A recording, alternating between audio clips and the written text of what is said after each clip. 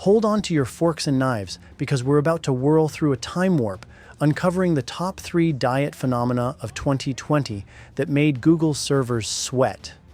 And there's more. Ever heard of Dave? No, not your average Joe, but a real-life superhero who kissed his extra pounds goodbye and kicked type 2 diabetes to the curb with a diet trick up his sleeve. Stay with us as we unravel his epic journey, blending the best of the best diet strategies for ultimate victory. First up in our digital time capsule is the paleo diet.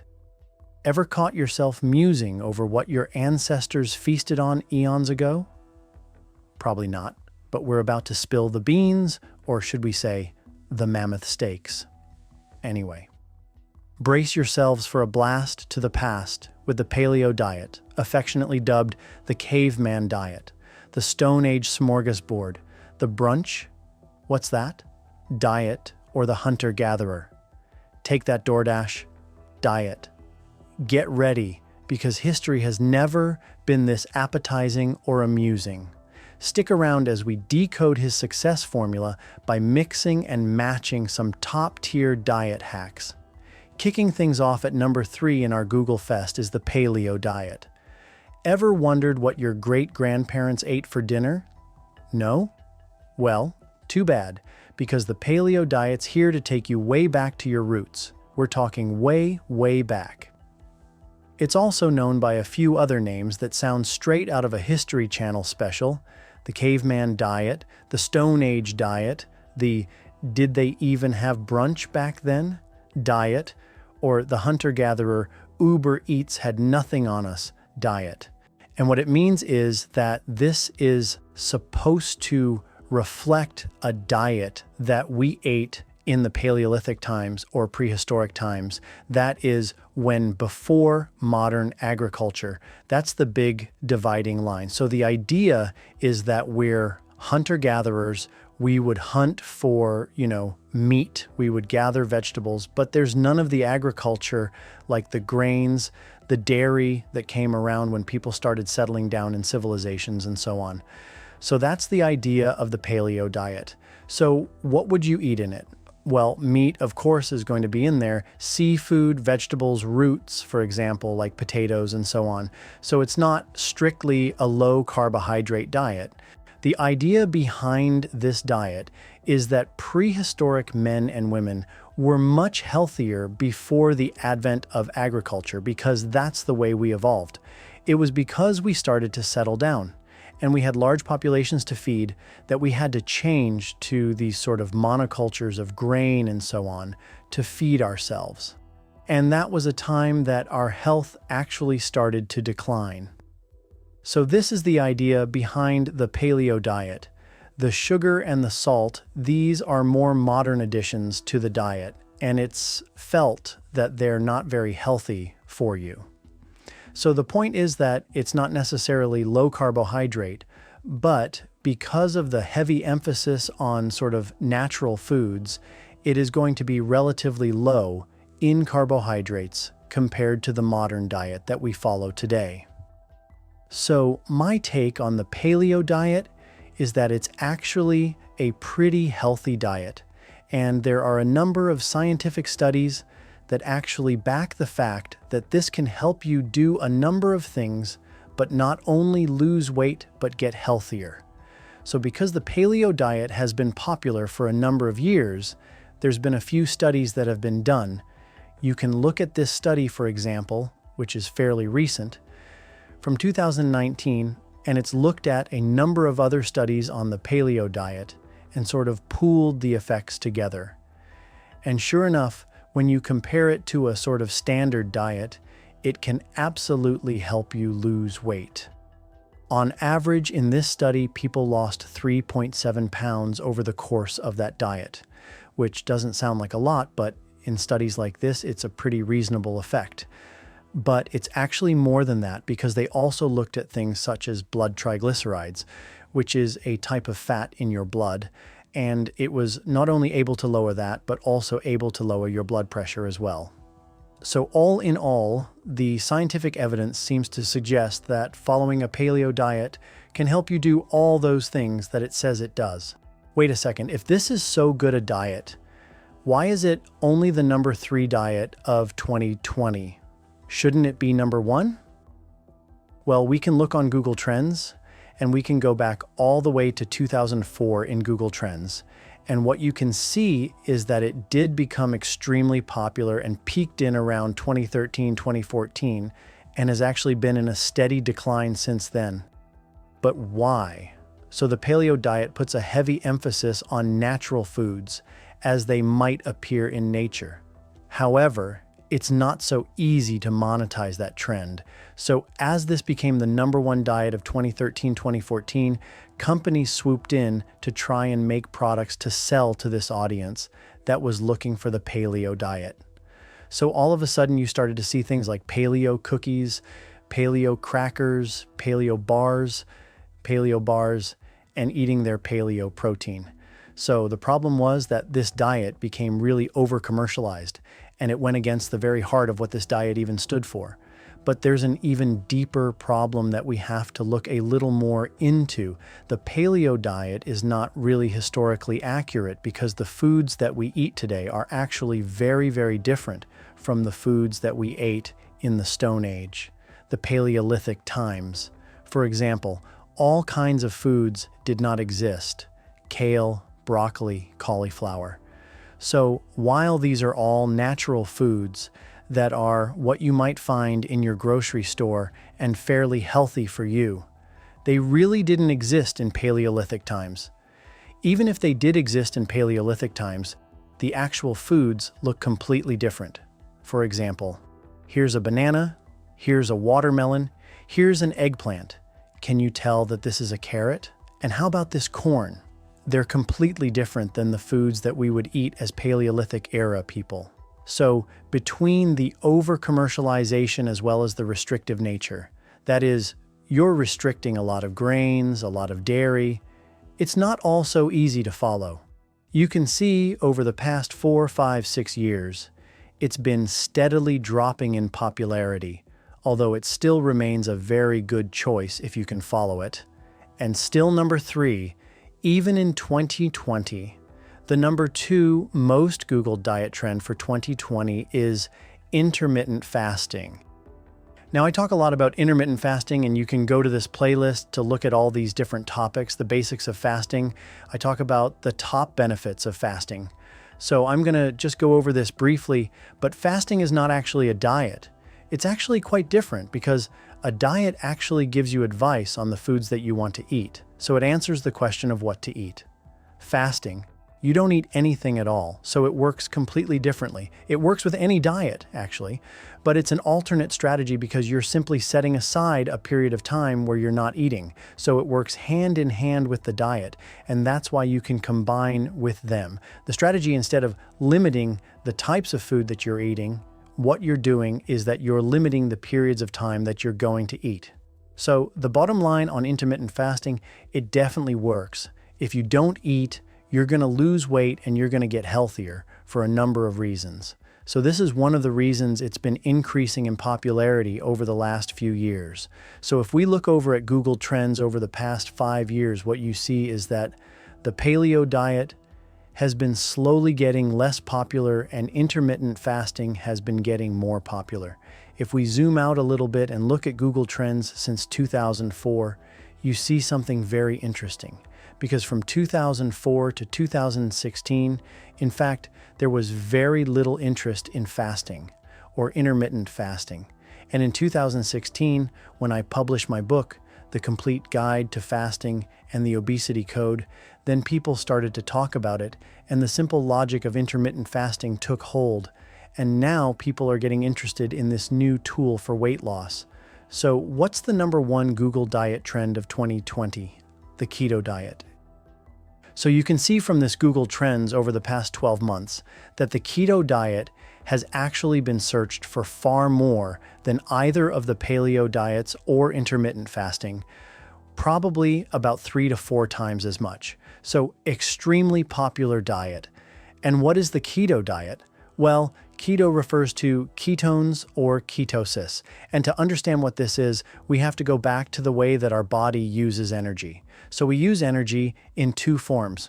Your body can either burn glucose, which is a type of carbohydrate, or it can burn fat for fuel. So that means either the fat you take from your diet or body fat. Both forms of fat are metabolized in the same way. So you either use glucose or you use fat. When you use fat for fuel, well, that fat can't actually cross the blood-brain barrier to get into the brain. So the brain doesn't have enough energy. So what happens is that the liver takes the fat and produces ketone bodies, which can now cross the blood-brain barrier and go into the brain and feed it. So when you have ketones in your blood, and you can also measure them in a breath test, or you can measure them in the urine, then you know that your body is actually using fat for fuel as opposed to sugar. So in order to get to a state of ketosis, what you have to do is eat a very low carbohydrate diet. So it means that you want to get under about 20 grams of carbohydrate per day of net carbohydrates, which is your total carbohydrates minus the fiber, which you don't absorb anyway. A standard definition of a low carbohydrate diet, for example, would be less than 50 grams, and a standard diet, it was about 200 to 300 grams of carbohydrate per day. So you're eating about a tenth as much of the carbohydrates.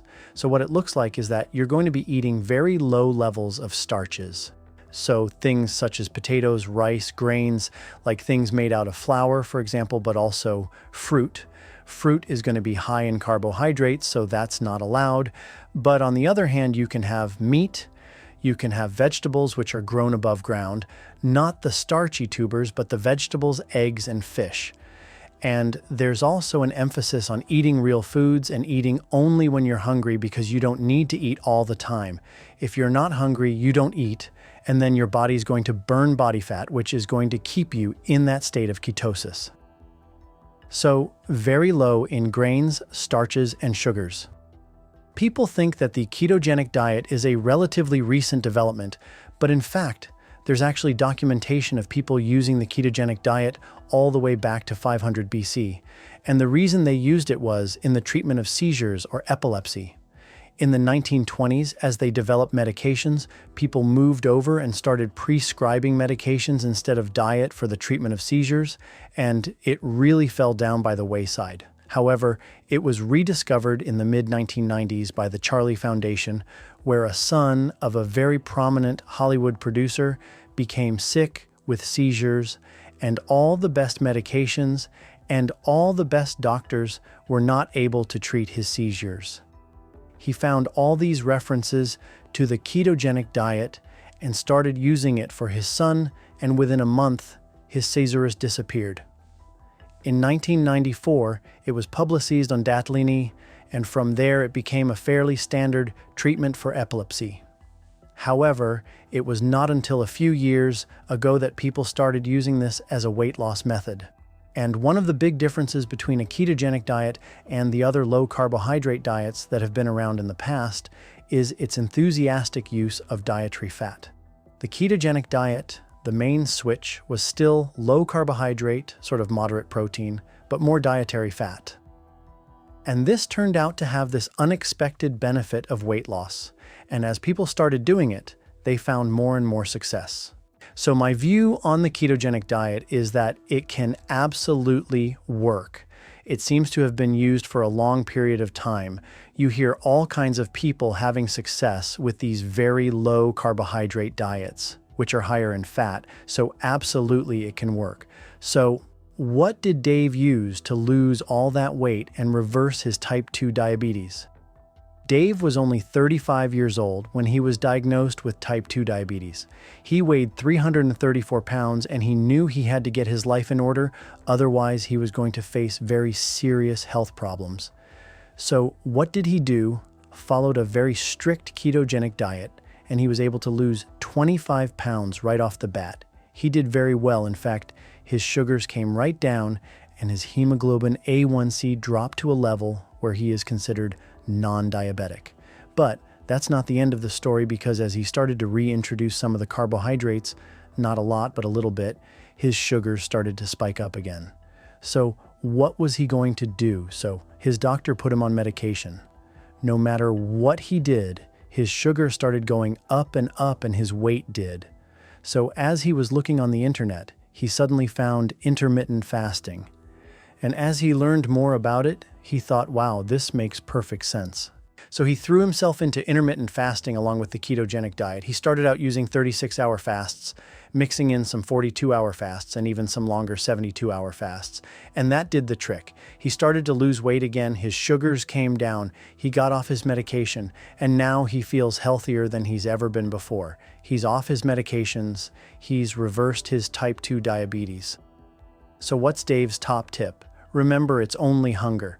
So what Dave means by this is that you have to understand that when you're fasting, you are going to get hungry. So you have to prepare yourself for it. But you have to understand too that the hunger is going to pass like a wave. The hunger doesn't keep building and building and building. What happens is that you get hungry, and then the wave passes and the hunger starts to subside. And that happens as your body starts to use its own body fat. But that's exactly what you want to do. So embrace that hunger. Know that it's coming, know how to deal with it, and then get over it. What I think is the most important thing you need to understand if you're going to lose weight, and that's the sort of calories view versus the hormonal view, how they're not actually different, and that the hormonal view is actually more comprehensive and thus more conducive to getting you to lose weight, and it's coming right up. So let's start with the energy balance equation. And this is body fat equals calories in minus calories out. And this is always true. This is what they say is law of thermodynamics. That is, you can't create or destroy energy, so therefore this must always be true. And it is. However, what it doesn't mean is that cutting calories equals lower body fat, because there's actually 3 variables in this equation. If you lower calories, you can lower body fat, certainly, and it will balance, or you can lower calories out, and that will also balance. The other thing it doesn't say is that the hormones are not important. There's nothing in this equation that says hormones are irrelevant. And the third thing to note is that body fat equals calories in calories out means that there really is no such thing as a caloric deficit because it's an equality. It equals that. It always has to balance. So we're going to explore what that means coming up. So let's think about how the body actually stores energy. So when you are feeding, you take in energy. So if you think about a coal-burning power plant, for example, I've represented this as coal. Then when you put in that coal, the power plant can do one of 2 things with it. It can burn it for energy or it can store it. And the important thing is that when the insulin is high, that is, you cannot take the energy from storage and burn it because the arrows don't go that way. So the hormones are important because it tells the body which way the energy flows. When insulin is high, energy is going to flow either into storage or metabolism, which is burning, but it's not going to flow from storage into metabolism. So let's put that into the body's terms. So food energy is calories. That is what it is. Whenever you eat, insulin is going to go up and you can store it either as sugar, which is called glycogen, or body fat, which is through the process of de novo lipogenesis, or you can burn it, and that's through metabolism, and that's all the energy that the kidney and the brain and the heart needs, and there's exercise. Of the two, metabolism is far more important than exercise. The number of calories you burn during exercise tends to be much smaller than what you use to generate body heat and the rest of normal metabolism. Fasting, when you don't eat, insulin is going to go down. And when insulin goes down, what happens is that the arrow changes so that you can go from storage into burning. And you can only do that if insulin is low. So insulin, we say, inhibits lipolysis, which is just a fancy way of saying that high insulin levels are going to stop you from burning fat. So the ways that we store energy is through fat and glycogen. When we break it down, it's the process technically known as glycogenolysis and lipolysis. So let's look what happens if you want to lose weight. So if you do simple calorie restriction and you do a very low fat diet and you eat 10 times a day, you're going to keep insulin levels high because every time you eat, insulin stays high. So let's assume, for example, that you eat 2,000 calories a day and you burn 2,000 calories a day. Your body fat has 100,000 calories in storage. Now you want to lose weight, so you cut down the number of calories that you eat to 1,500 calories a day. That's standard advice given the world over. Well, insulin is high, so you can't take any energy out of storage. So in order to make this equation balance, there's only one thing that can happen, and that is for your metabolic rate to decrease to 1,500 calories as well. And that's all because you left your insulin levels high. Therefore, if you're not taking any calories out of storage, well, you're not burning any body fat. And that's exactly what we see. As you reduce your calories, your metabolic rate goes down and then you don't lose weight. On the other hand, if you do a calorie restriction, but you do fasting, and you do allow a lengthy period for that insulin to fall, what happens is completely different. Because in a day, you're taking in 1,500 calories now, but you're taking it in perhaps over one meal or perhaps over 2 meals and allowing that insulin to fall. As that insulin starts to fall, what happens is that you now have the ability to access all those calories that are in storage, because the arrow can move from storage to burning. And therefore, there's no reason for you to burn fewer than 2,000 calories. You can simply take 500 calories from your body fat, so you don't have to burn less than 2,000, and the number of calories that are in fat are down from 100,000 to 99,500, and you're starting to lose weight. So let's go back to this energy balance equation. If you allow a period of fasting, that is getting those insulin levels low, and you do a calorie restriction, so you're decreasing the number of calories in. You need to balance this equation because there's an equal sign there. So when you decrease the calories in, you can keep your calories out the same and decrease your body fat. Perfect. That's what you want to do. But you can only do that if you fix the hormonal problem. If, on the other hand, you keep your insulin levels very high, and this happens if you're eating a lot of carbohydrates, if you're eating all the time, but also in the condition of insulin resistance. So it makes it more difficult to lose weight. If you keep your insulin high and you reduce your calories in, that insulin is not going to allow you access to body fat. So the only way you can balance this equation now is to decrease your calories out. That's when your metabolic rate goes down, you're going to generate less body heat, you're going to feel cold, you're going to feel tired because your body doesn't have the energy. All that energy is, in fact, lowering that insulin level that allows you to access that body fat. So the hormonal theory of weight loss is not different than the caloric theory. They're not saying different things, but the hormonal theory is saying that you can have access to those body fat stores so you can, in fact, balance that energy equation. What does it mean practically? Well, certain foods stimulate insulin more than others.